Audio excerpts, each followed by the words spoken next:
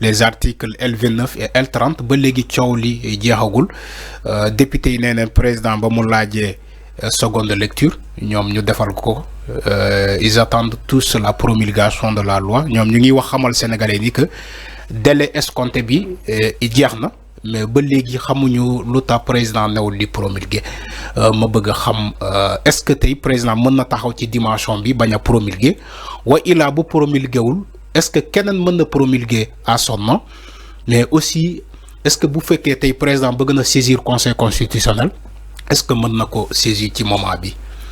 waaw fi nga mujjee moo ëpp solo ba xam président day dem conseil constitutionnel. mais promulgation bi moom du enjeu. c'est symbolique. président bu ko promulguer moo gën a rafet. mooy ànd na ci loi bi ànd gis na texte bi voilà ànd na ci li député yi def bu ko promulguer wul day wane ne maandu na ci. à la limite. bon bu bàyyee noonu rek au niveau de l'Assemblée nationale du tere affaire yi jàll. président bi. cela veut dire loi bi day dugg en vigueur. voilà président Assemblée nationale promulguer ko. maintenant loi bi mën na ko arrêter définitivement bu demee. conseil constitutionnel voilà surtout foofu conseil constitutionnel. waaw xaj na ci parce que loi bi nag dafa bari coow. oui. bari na coow torop et te wax yi ñu ci wax yu pataa la. boo dégloo député Tafsir Thioye li mu wax ci loi bi mais dafa rëy trop. mënul doon wax joo xamante ni dañ koy dégg rek tànqam lu ko.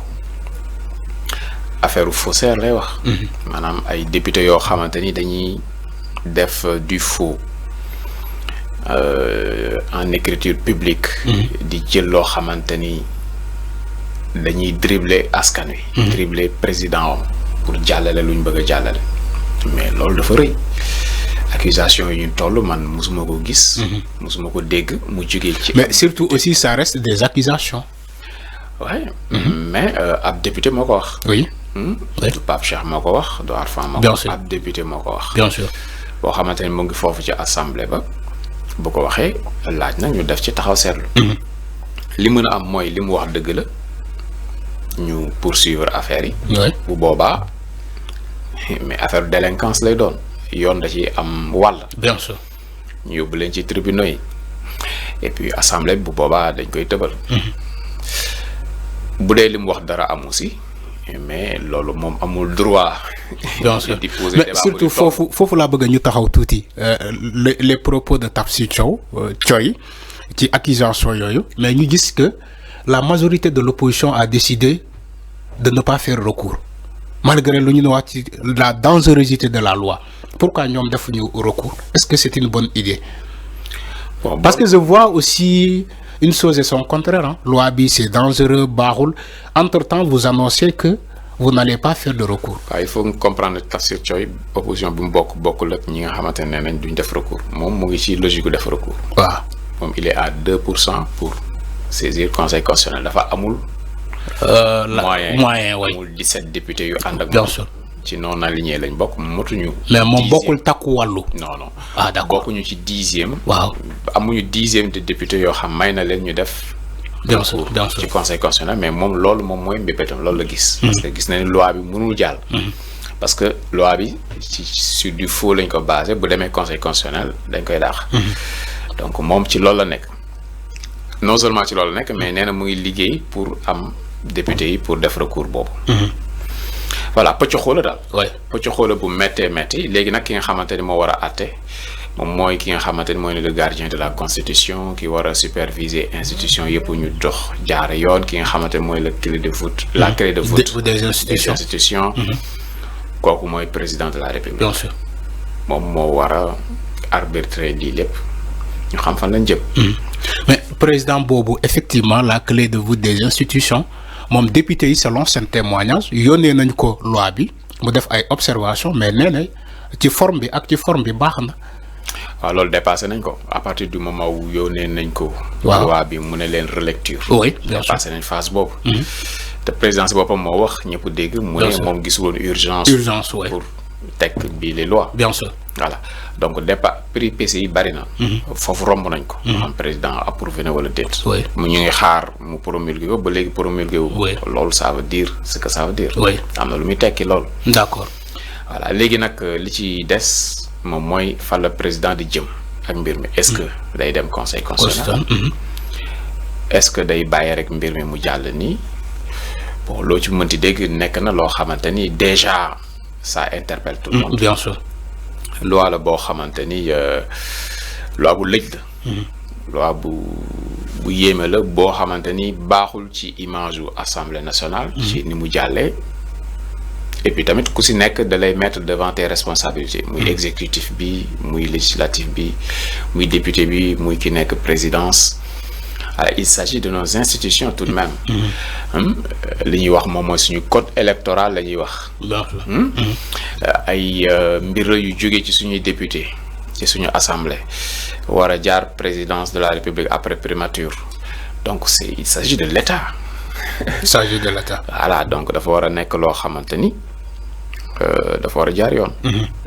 mais ci loi bi lañ descendi ba léegi je rappelle que yéen a ngi seetaan seen émission point d'actu mais Pape ci loi bi le maire de Médina Bamba Fall ci ay benn jotaay dafa yëkkati baat ne ne loi bi toutefois bu jàllee dafay permettre Barthélémy Diaz de récupérer la mairie de Dakar. Mais aussi dafay permettre à ce même Barthélémy Diaz de retourner à l'Assemblée nationale et d'occuper son poste de député est-ce que yow ànd na ak moom ci Bamba Fall lu mu wax ni non moi je suis pas juriste. loolu débat juriste yi la ñoom ñooy xool li nga xamante ni ci biir ban article la est-ce que L29 kese la ñu évoqué woon pour jëlee Barthélémy Diaz ci mairie bi. ci mairie bi. wala article 277 c'est quoi. des codes de collectivité. Voilà loolu beneen bataille. bien sûr. mais ça rappelle que Bamba Fall reste un redoutable politique. boo xamante ni xam na fi nga xamante ni fa lay dut baaraamam xam na kañ lay rebondir parce que dafa fekk rek waa Pastef ci seen jeu. dañ leen di jiiñ ne dañu indi benn loi boo xamante ni sabadoor la bu ñu ñawal Ousmane Sonko ñu ne déedéet. loi bi c'est impersonnel. ñëpp lay. donc cela veut dire que si Bamba Fall day jouer le jeu. Bamba Fall nee na waaw kay comme loi bi c'est impersonnel te dafa rétroactive. maanaam passif judiciaire boo xamante ni homme politique bi amoon na ko da koy effacer. Barthélémy mu ngi fi moom tamit même chose la léegi même loi bi nga xamante ni moom mooy effacer lépp loo xamante ni wàllu yoon mu ngi woon ci ndodd diw ak diw ak diw. Barthélémy ci la bokk. L29. lañ tegoon pour jële ko ci maire bu Dakar. pour nangu mandat député comme effacé na ko léegi da koy jëlaat ça c'est de la pure politique. ci politique la ñu nekk quoi ay galgal politique tout ça. bon et puis à la sénégalaise quoi. politique à la sénégalaise il est très futé Bamba donc loi bi voilà ramification yegg na ba foofu. léegi nag. mënoo bëgg une chose et son contraire mooy maanaam. waaw ñu bari dañu song loi bi ne loi bu dangereuse la parce que dafay rétroagir. luy rétroagir dafa dangereux. parce que décision de justice yi amoon avant loi bi di am yooyu lay ñëw mu kase ko.